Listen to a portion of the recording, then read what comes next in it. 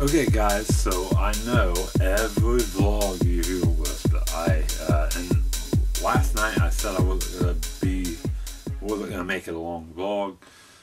It was gonna be a short vlog, and because I just haven't felt well, and it ended up being plus 12 minutes. I still don't feel that well, and but I'm not gonna sit here and tell you it's gonna be a short vlog because I say that every time and it still goes plus 12 minutes. So I'm gonna talk about big game today. Kentucky beats Florida in Rupp Arena. This puts Kentucky into the tournament without a doubt, without question. They are most definitely in the tournament. Congrats to Kentucky. Florida, I am clueless. I don't know. I think they'll just kind of on the downslide. Although this year, at one point, I had them number one in my preseason. I mean, number one in my top 10. But anyway, I'm going to go ahead and I'm going to go over the keys to Indiana beating Michigan tomorrow, which is a big game for Indiana, since I didn't take care of business against Ohio State in Assembly Hall. So this is the deal. Number one on the list, Indiana needs to attack the rim. They cannot settle for jump shots. They really can't. They have to attack the rim. It's very important that Wofford, Oladipo, and Zeller attack the rim. It's very important that Wofford and Zeller get off to a fast start. It's very important that they play well on both sides. I'm talking getting blocks and defensive rebounds and getting offensive rebounds. It's important, and usually Oladipo does a really good job doing that. But it's important, imperative that Wofford and Zeller get off to a good start, and they're very active on both sides of the floor, offensive and defensive. It's also important that Indiana is focused and has that on a mission mentality. They have to be in a good mindset. It's they just have to. They have to be focused. They won't focus against Ohio State whatsoever, and they can't back down from any kind of physical gameplay from Michigan. I think it's important that Indiana does get off to a good start. Anytime you're on the road, if you get off to a good start, that's good because it neutralizes the crowd right from the start. Indiana got off to an awesome start in Assembly Hall against Michigan, the first game, and that's probably what helped them win. I mean, without the first 10 minutes of that game, it was a very close game. So I think it's imperative that Indiana gets off to a good start against Michigan. They cannot get off to a bad start. Also, Oladipo, Indiana cannot allow Michigan to limit Oladipo to 6 field goal attempts. That happened against Ohio State, and that's just, Indiana is in major trouble if that happens. You cannot allow Michigan to limit Oladipo in his field goal attempts. And Yogi Ferrell should not be shooting a whole lot, and he should not be shooting jump shots. I mean, if he does shoot, and if they're having trouble getting dribble penetration, Yogi should be the guy getting dribble penetration, him and Oladipo. Yogi is outstanding when it comes to dribble penetration. Also, it is very important that Indiana rebounds. They haven't been rebounding that well. It's just, I don't know. It's been an issue all year. They have good rebounding stats, but they've just been inconsistent on the boards.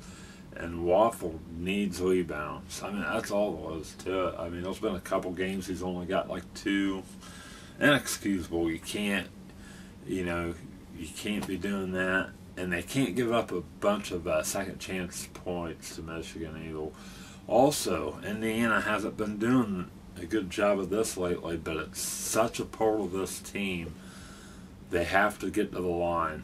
Indiana has to get to the line, and they have to take a vote at the line, which it seems like they've done a little bit better job with that. But they haven't been getting to the line as much, and that's a central part of this Indiana basketball team. I mean, all season long they get to the line, and Ohio State, they only had 11 free throw attempts, which is, I believe, I don't know this full fact, but I can almost guarantee you that was the lowest amount of free throw attempts all season for Indiana during the game. I mean, awful.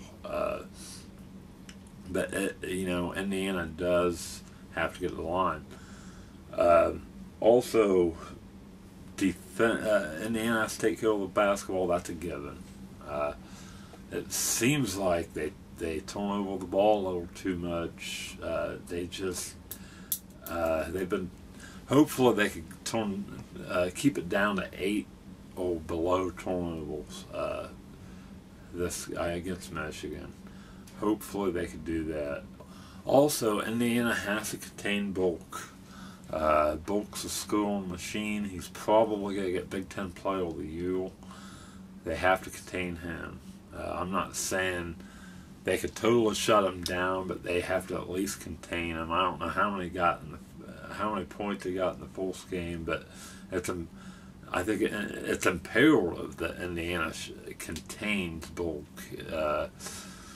And Glenn Robertson was like a non-factor the first time they played, I think.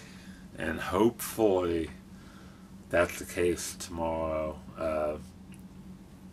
And then, you know, they have to watch out for Hardaway. But I think that it's a simple preview, I know, but it's I can't really think of anything else.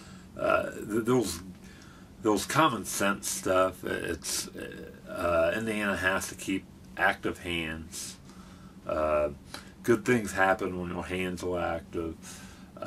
They have to put a lot of pressure on the basketball. That's another key. I think they again, I've said it all season long, Tom Crean, I don't feel like he's made this team aggressive enough defensively, especially with the full court press. Hopefully they're able to put a lot of pressure on the ball, because that helps Indiana get in the transition. And that's another thing. I think it's important that Indiana gets some good, easy points in the transition. Hopefully their transition game's good. But I think it's important for Indiana to run against Ohio State in Bloomington on senior night. Ohio State beat Indiana in fast break points 14-2, which is just mind-boggling. It just blows my mind. Shouldn't have happened. Indiana is the best team when it comes to running the floor. Indiana can run better than anybody in the country, and you did not see that against Ohio State. And Indiana only had 2 steals against Ohio State. That has to come up. Oladipo he got in foul trouble against Ohio State and stuff too, so Indiana has to avoid that. But, you know, I think Indiana has to most definitely be smart with the basketball. Down the stretch, if the game's close, it is absolutely, without question, imperative for Indiana to be assertive in the paint down the stretch. Attack that rim. And not freeze up. I mean, and I'm talking, if they're having difficulty attacking the rim, then they have to get good ball movement. They have to be smart with the basketball. They can't, and you know how I talk about stupid threes all the time. They absolutely cannot take stupid threes.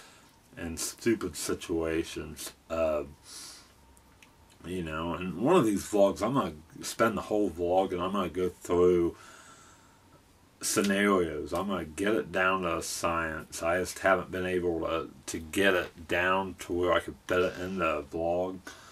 But hopefully, sometime in the next couple of days, I can make a vlog on 3-point shooting and what my policy as a coach is on 3-pointers. I mean, there's certain situations you do not want to do it.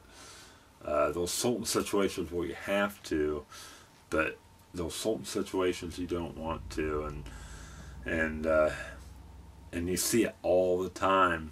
Teams take, you know, I've told you guys this all season long, but anyway, so it is imperative that Indiana does a good job contesting shots along the perimeter because Bulk and them, and communication's a key too. Indiana has to communicate defensively too. But my dog's going nuts, so I have to get off. End the vlog, but hopefully you guys are having a great night. Hopefully Indiana can win tomorrow. Until then, my dog's saying peace. Until then, peace.